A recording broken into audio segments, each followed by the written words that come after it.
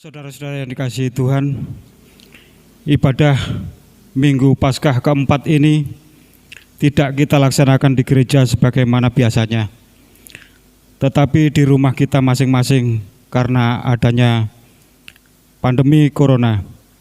Meskipun demikian, hal ini tidak mengurangi hakikat daripada ibadah itu sendiri.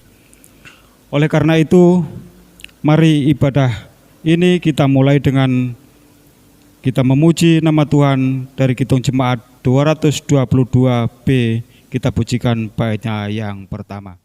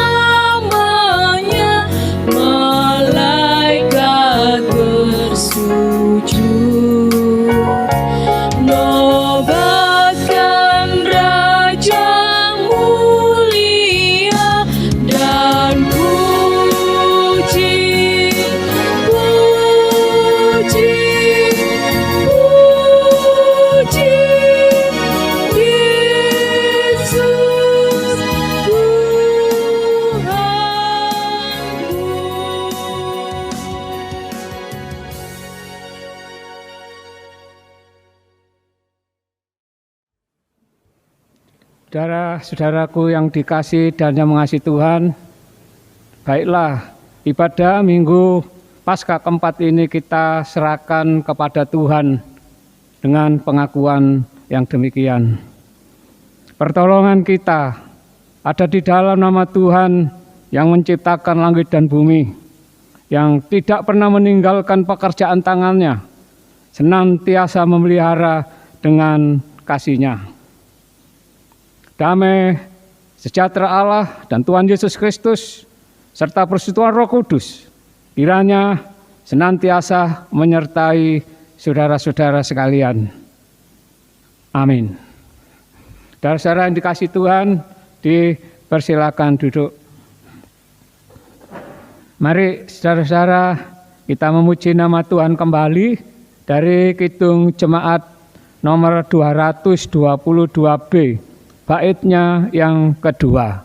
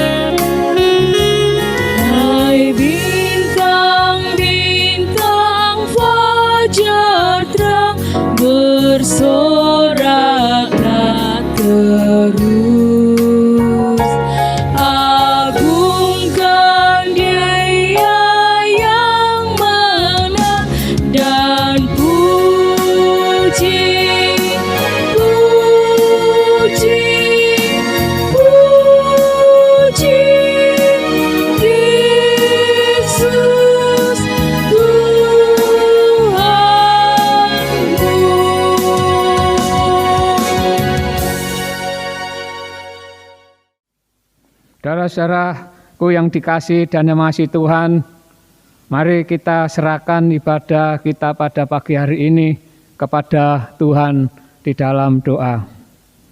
Bapa di surga, yang kami sembah di dalam Tuhan kami Yesus Kristus, kami bersyukur kepadamu ya Tuhan, karena minggu ini kami umat milik-Mu boleh berjumpa dengan Engkau melalui ibadah yang sedang kami bangun di tengah-tengah keluarga kami.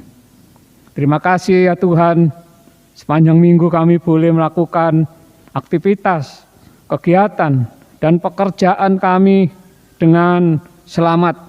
Dan Tuhan telah memberikan berkat kecukupan, kesehatan, keamanan, dan kekuatan serta perlindungan. Sehingga pada hari ini kami dapat beribadah kembali dengan rasa syukur. Karena Engkau senantiasa menjaga dan melindungi kami. Tuhan, yang kami sembah di dalam Kristus, di tengah-tengah ibadah ini kami serahkan segala kekurangan dan kesalahan kami. Dengan permohonan Engkau berkenan mengampuni kami. Demikian juga jalannya ibadah minggu ini. Dari awal pertengahan sampai selesai hanya padamu. Di dalam nama-Mu, Tuhan Yesus Kristus, kami berdoa.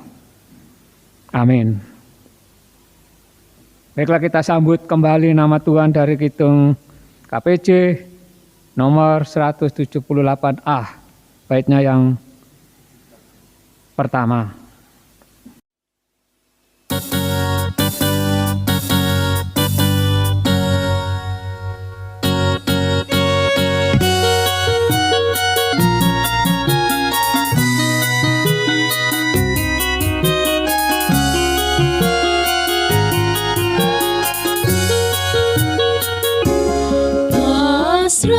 Sumaram ring Gusti, pangayoman kang sejati, uripmu tansah rinimah, wit Gusti kenging seramat, waspada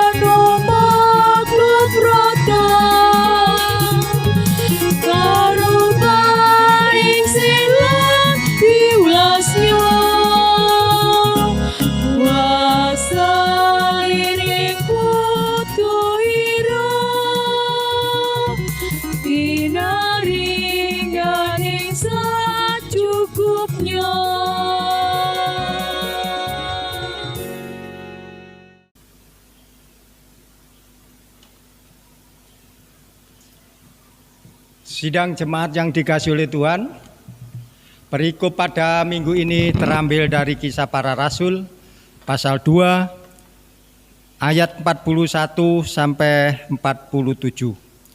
Namun sebelum kita membaca dan merenungkan firman Tuhan ini, mari terlebih dahulu kita serahkan pada Tuhan di dalam doa. Mari kita berdoa. Tuhan, di tengah-tengah ibadah yang kami bangun bersama pada saat ini, kami rindu akan sabda-Mu. Oleh sebab itu Tuhan, buka hati dan pikiran kami, agar firman-Mu tidak kembali sia-sia akan tetapi boleh menguatkan dan mengokohkan iman kami. Kami juga berdoa untuk hamba-Mu Bapak Pendeta Subakti yang Kupakai untuk pelayanan firman ini. Kiranya Tuhan berikan roh kebijaksanaan, agar apa yang disampaikan bukan kehendak daging, melainkan kehendak-Mu sendiri yang terjadi. Di dalam nama Tuhan Yesus doa ini kami naikkan. Sidang jemaat yang dikasihi oleh Tuhan, mari kita buka Alkitab kita dari Kisah Para Rasul pasal 2 ayat 41 sampai 47 yang demikian bunyinya.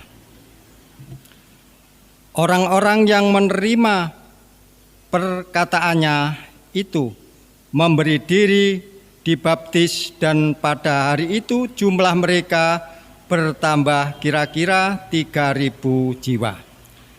Mereka bertekun dalam pengajaran rasul-rasul dan dalam persekutuan, dan mereka selalu berkumpul untuk memecahkan roti dan berdoa. Maka ketakutanlah mereka semua, sedang rasul-rasul itu mengadakan banyak mukjizat dan tanda.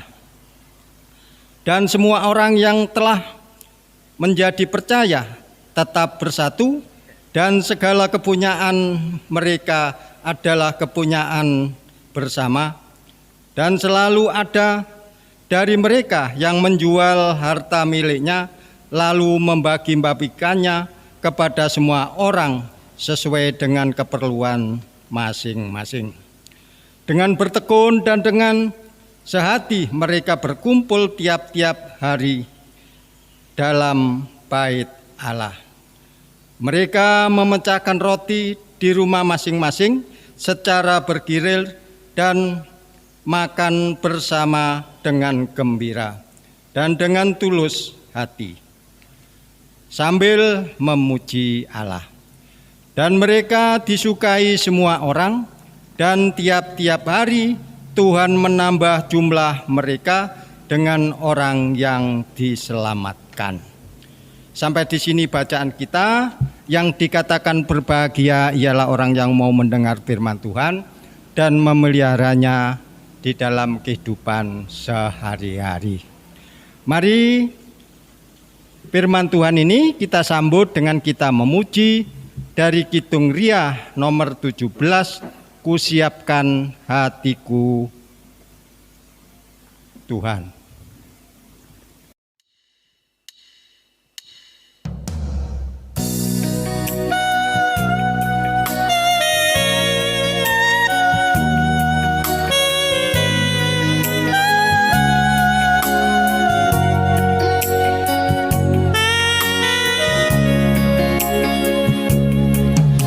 Siapkan hatiku Tuhan, untuk dengar firman-Mu saat ini. Ku sujud menyembah-Mu Tuhan, masuk hadirat-Mu saat ini. Curahkan urapan-Mu Tuhan bagi jemaat-Mu saat ini. Ku siapkan hatiku Tuhan, untuk dengar firman-Mu. Firman-Mu tiada berubah, dahulu sekarang selama-lamanya tiada berubah. Firman-Mu Tuhan menolong hidupku. Ku siapkan hatiku Tuhan, untuk dengar firman-Mu.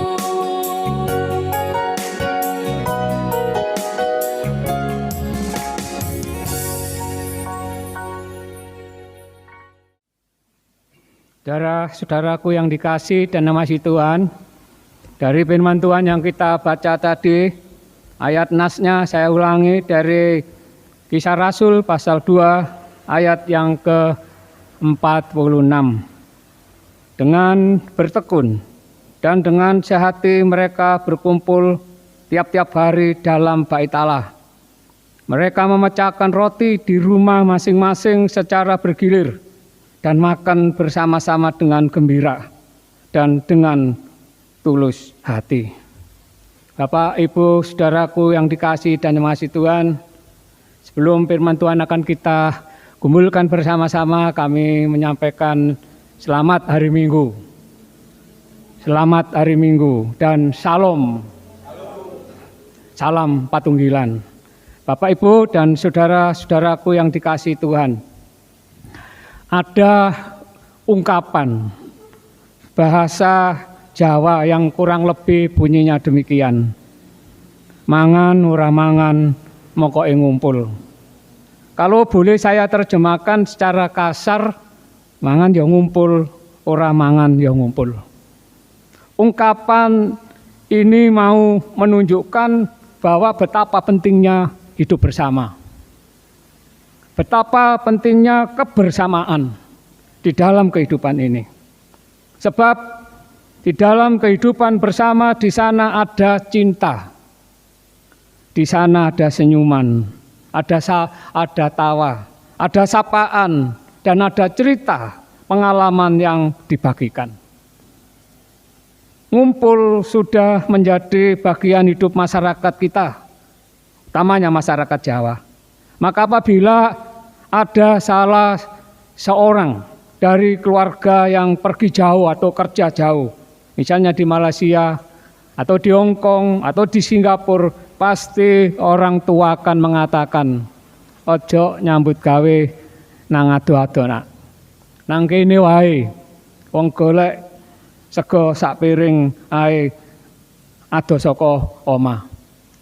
Itu Bapak Ibu paling tidak pesan daripada mangan ora mangan ngumpul tadi. Selain itu mangan ora mangan ngumpul di dalamnya dijiwai rasa peduli dan kegotong royongan dalam membangun kehidupan bersama. Hal ini dapat kita saksikan dalam kehidupan masyarakat, ada kerja bakti, ada soyo gawe oma, dan di sana tidak akan ada bayaran atau upah, hanya makan karena dorongan tadi. Ini juga soyo kalau ada punya kajatan manten atau sunatan atau juga hal-hal yang lain seperti ada kematian, ada siskamling, dan seterusnya. Nah, saudara-saudaraku yang dikasih dan mengasihi Tuhan, bagaimana dengan sekarang? Apakah jiwa saling memperhatikan, peduli ada di dalam kehidupan kita? Apakah jiwa bergotong royong ini menjadi bagian hidupnya? Jujur saja Bapak Ibu saudara-saudara, ini mulai luntur. Bahkan mungkin bisa pudar. Ya, kita mengakui dalam kehidupan kita masih diwarnai egois, kesombongan, tertutup, mau direpotkan dan mau merepotkan. Acuh tak acuh, menutup mata terhadap saudara-saudaranya yang perlu ditolong. Apakah mereka tersesat atau mereka mengalami kehidupan di dalam kehidupan yang kesulitan itu. Kita melihat, kita sering lebih asik dengan diri kita sendiri. Kita lebih sibuk dengan diri kita sendiri. Kita lebih sibuk dengan pekerjaan sendiri. Dan masih banyak kesibukan-kesibukan untuk diri kita sendiri. Saudara-saudara yang dikasih Tuhan, mangan ora mangan ngumpul ini bukan miliknya orang timur, bukan miliknya orang Jawa saja, melainkan juga miliknya umat Tuhan pada zaman para rasul. Di mana umat Tuhan, orang percaya saat itu tidak saja berkumpul secara fisik dengan peduli dan berbagi tadi, melainkan lebih dari itu. Mereka berhimpun dalam persekutuan yang dibangun dari rumah ke rumah, yang di dalamnya ada doa, ada pujian, ada pengajaran, dan ada roti yang dipecah-pecahkan dan dimakan bersama-sama. Lengkap, Bapak Ibu saudara. Nah, saudara-saudara kasih Tuhan, bagi orang Yahudi, bahwa makan itu bukan aktivitas biasa. Makan merupakan salah satu ritual kudus, terutama jika berkat makanan itu diucapkan di meja makan. Meja makan itu menjadi kudus dan makan menjadi sebuah ibadah atau ritual. Artinya bagi orang Yahudi setiap mereka menerima dan menikmati makanan itu disyukuri di dalam Tuhan. Mereka pasti berdoa. Ya, beda dengan kita Bapak Ibu, kalau kita makan makanan yang berat, nasi dengan lauk-lauknya kita berdoa, tapi kalau makanan kecil lewat begitu saja, lupa dengan Tuhan. Tapi orang Yahudi tidak, tetap dibawa kepada Tuhan. Saudara yang dikasihi dan mengasihi Tuhan, dengan latar belakang dan pemahaman yang demikian ini, maka kehadiran para rasul dan orang-orang percaya di tengah-tengah mereka menjadi sebuah berkat, sukacita, ayat 41, ada 3.000 jiwa yang percaya kepada Tuhan. Mereka membangun ibadah di bait Allah dan di rumah-rumah. Mereka masing-masing dengan tekun berdoa, tekun mendengar firman Tuhan, dan dibarengi dengan makan bersama, yaitu memecahkan roti. Ya, betapa indahnya persekutuan yang dibangun oleh mereka, Bapak Ibu. Mereka saling peduli. Betapa elok dan bahagianya mereka saling menguatkan, saling menopang, mengangkat bila ada saudaranya yang hidup dalam kekurangan. Ayat 45, mereka tidak eman menjual tanah miliknya untuk keperluan menolong saudaranya yang hidup dalam kesulitan atau kekurangan. Memang pada saat itu jemaat di Yerusalem, warganya banyak yang kekurangan miskin karena terlalu belobo. Tapi kita ingat, kita ambil di sini betapa peduli jemaat di Yerusalem, betapa mau berbagi kepada saudaranya, yang perlu kita apresiasi, perlu kita acungi jempol. Mereka peduli kepada sesamanya, bukan untuk dirinya sendiri saja. Nah, sekarang saudara-saudaraku yang dikasihi Tuhan, bagaimana dengan jemaat di sini? Bagaimana dengan gereja? Apakah gereja peduli kepada saudara-saudaranya yang mengalami kesulitan? Apakah kita mau mengambil sebagian harta milik kita untuk membantu pada saudara-saudara yang hidup dalam kesusahan? Bagaimana orang-orang pada zaman para rasul tadi? Pada mereka yang di PHK, pekerja kasar, tukang beca, asongan, kaki lima, dan mereka yang kehilangan nafkahnya. Sekali lagi, apakah orang percaya atau gereja sudah menolong mereka, ikut ambil bagian dalam kesulitan mereka? Sekali lagi, jujur saja, gereja masih menutup mata atas persoalan yang dialami negeri ini.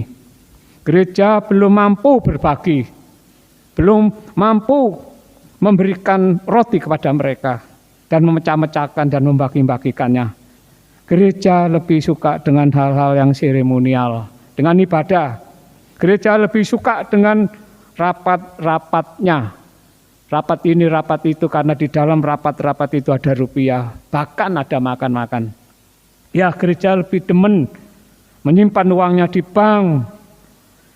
Padahal saat ini saudara-saudara kita membutuhkan uluran tangan, membutuhkan bantuan untuk mengatasi krisis ini. Saudara-saudara yang dikasihi Tuhan, mestinya gereja menyadari bahwa tugas panggilannya adalah melayani, selain bersaksi dan bersekutu. Sekali lagi, tugasnya melayani, menjadi berkat bagi yang lain. Tidak eman ngedum berkat, tidak eman ngedum rezeki dan roti, dan tidak kikir, tetapi gereja harus beloboh dan bermurah hati kepada siapapun. Ini tugas panggilanmu gereja. Ya, tunjukkan tenagamu gereja, tunjukkan peranmu, tunjukkan hakikatmu. Hakikatmu, keberadaanmu bukan untuk dirimu sendiri, tetapi untuk dunia dan untuk sesamamu. Saatnya gereja membuka mata lebar-lebar dan melihat sesamanya yang menjerit, sesamanya yang menangis, dan karena lapar. Terlebih terhadap saudara kita yang terpapar oleh pandemi COVID-19 ini. Dengan ikut ambil bagian dalam repotnya atau kesulitannya bangsa ini, maka negeri yang kita cintai ini dapat keluar dari krisis. Dan akhirnya kita umatnya, rakyatnya boleh hidup aman, tentram, damai, dan bahagia di negeri yang kita cintai ini. Sehingga ungkapan mangan ora mangan ngumpul dalam pengertian pentingnya kebersamaan dalam hidup bersama, dalam membangun kehidupan yang lebih baik, lebih sejahtera, dan lebih bahagia bisa menjadi kenyataan.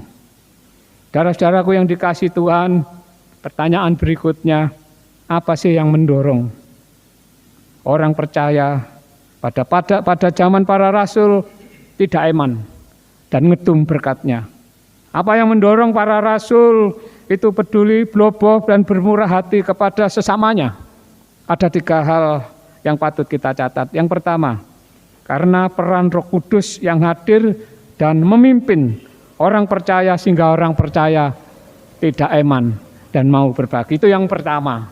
Dan yang kedua, karena panggilan Tuhan, karena gereja menyadari hakikatnya, keberadaannya untuk dunia. Orang percaya hakikatnya untuk sesama, bukan untuk dirinya sendiri, sehingga mereka peduli kepada yang lain. Dan yang ketiga, karena dirinya ada jiwa kebersamaan tadi, mangan ora mangan ngumpul tadi, dalam pengertian ingin membangun kehidupan bersama. Kalau ketiga hal ini ada dalam kehidupan kita jemaat, kita akan dapat mengatasi kehidupan sesulit apapun, seberat apapun, bersama-sama dengan Tuhan dan sesama untuk membangun kehidupan kita yang lebih baik. Tuhan bersama-sama dengan kita dan menjaga, melindungi miliknya. Kita ambil saat teduh.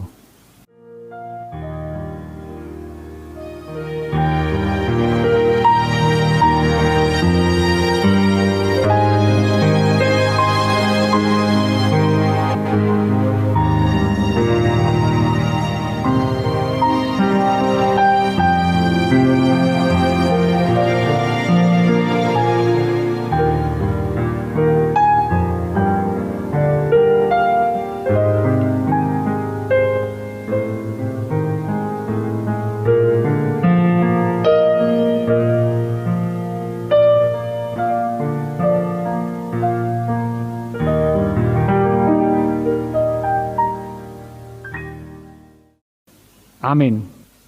Mari kita pujikan kembali nama Tuhan dari Kidung Jemaat nomor 424 baitnya yang kedua.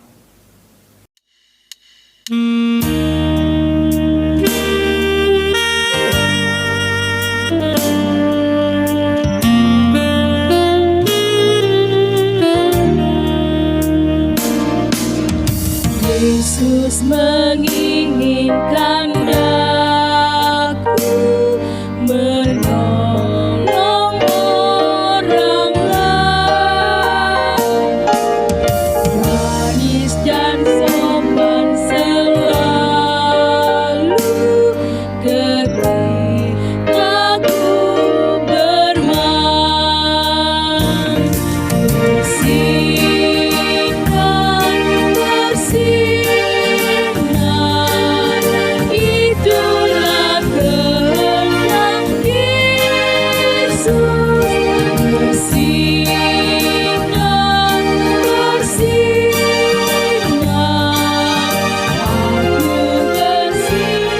penuh.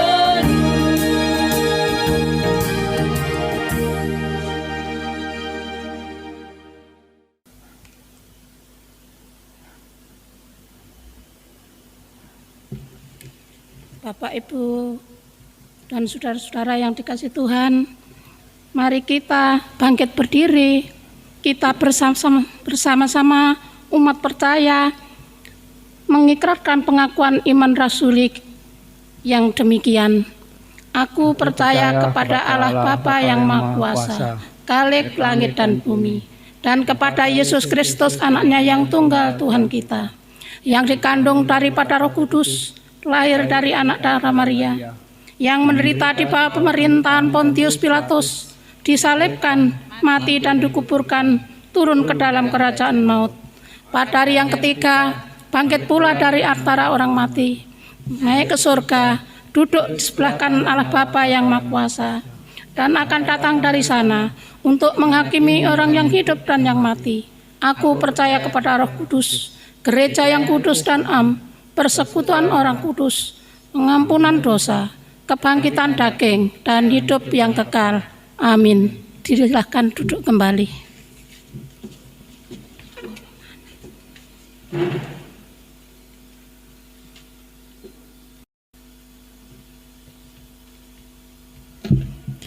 Bapak, Ibu, dan saudara yang dikasihi Tuhan, Kita patut bersyukur kepada Tuhan atas berkat yang telah kita terima, baik kesehatan, rezeki, kekuatan, dan keselamatan. Sebelum kita mengumpulkan persembahan, terlebih dahulu mari kita bersama-sama membaca dasar dari firman Tuhan yang terambil dari Amsal 3 ayat 9 dan 10 yang demikian. Muliakanlah Tuhan dengan hartamu dan dengan hasil pertama dari segala penghasilanmu, maka lumbung-lumbungmu akan diisi penuh sampai melimpah-limpah, dan bejana pemerahanmu akan meluap dengan air buah anggurnya. Sambil kita menyerahkan persembahan kita kepada Tuhan, kita memuji Tuhan dari KPJ 173 bait pertama sampai dengan kita selesai mengumpulkan persembahan.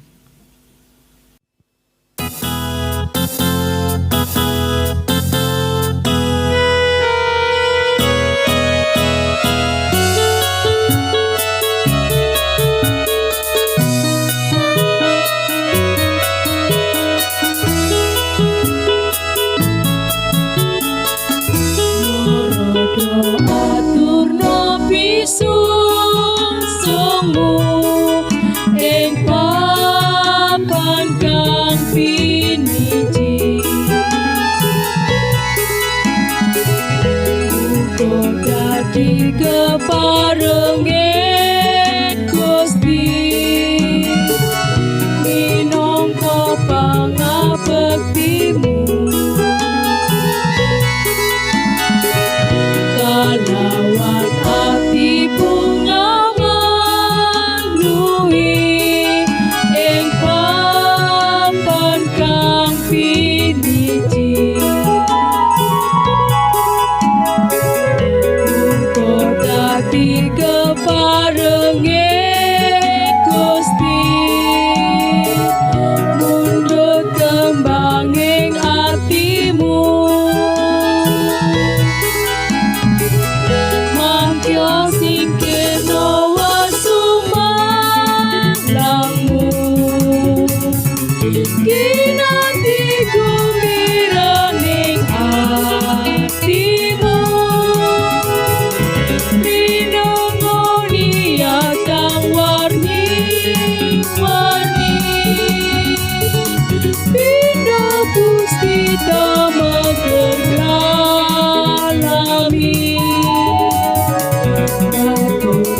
Kawan ikhlasin ati ing papan kang piniji, muga dadi landhenane Gusti ngampeni pangabektimu.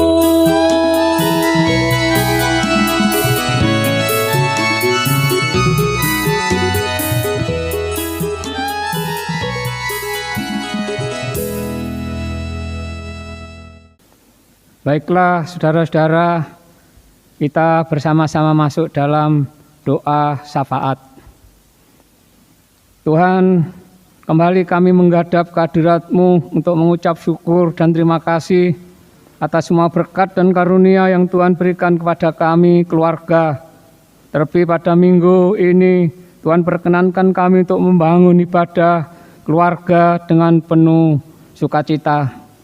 Tuhan, kami bersyukur atas kesehatan, rezeki, pekerjaan, perlindungan, dan keselamatan yang telah kami terima dalam kehidupan kami hari lepas hari.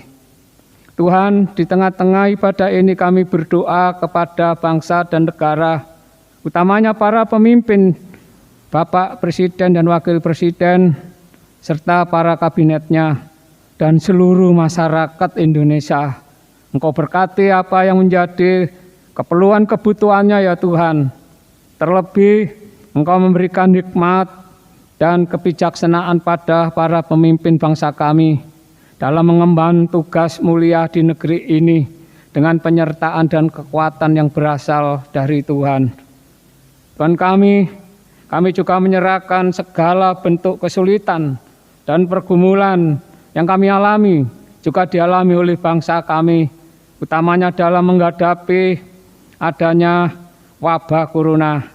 Kau memberi kekuatan, Kau beri kemampuan pada para pemimpin bangsa kami untuk mengatasi kesulitan ini, sehingga warga, masyarakat, termasuk kami jemaat-Mu boleh menikmati kehidupan yang tentram, aman, dan nyaman. Inilah doa permohonan kami yang akan kami akhiri dengan doa Bapa kami.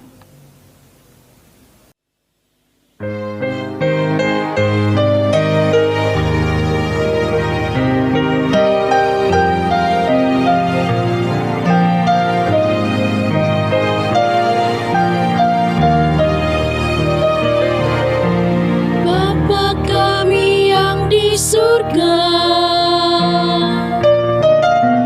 dikuduskanlah nama-Mu, datanglah kerajaan-Mu,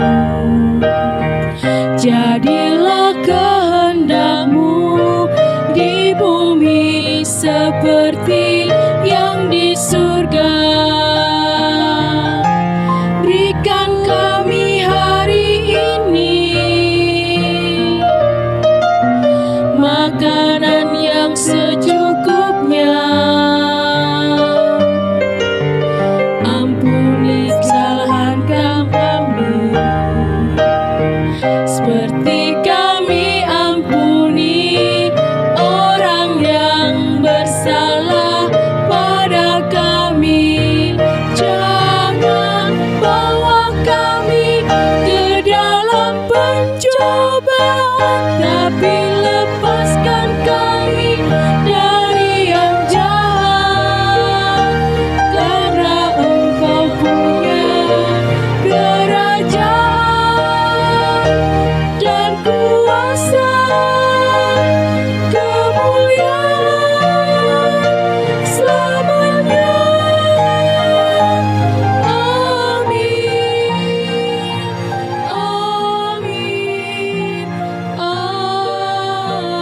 Amin.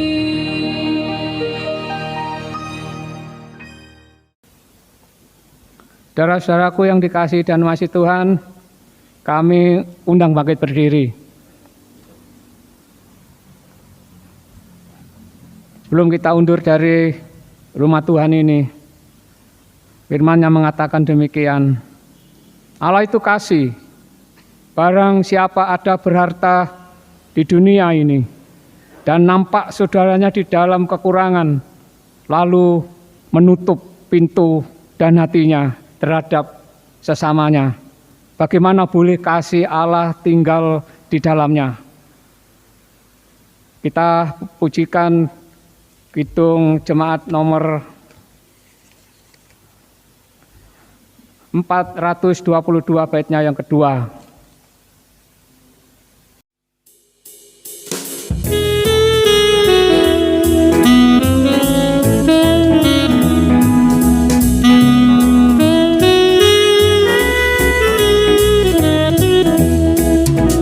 Yesus berpesan, bersinarlah terang, lilinmu kulihat malam dan siang.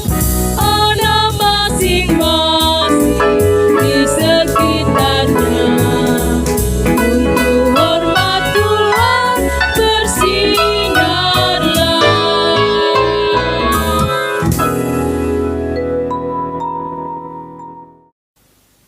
Kita akan bersama-sama menerima berkat Tuhan. Kasih Tuhan Yesus Kristus mengangkat hati kita dan menjadikan kita gembira dan sukacita. Kuasa dan kesetiaan Allah Bapa menaungi dan memelihara hidup kita bersama, mulai sekarang sampai selama-lamanya. Amin. Kita pujikan Kidung Jemaat nomor 474.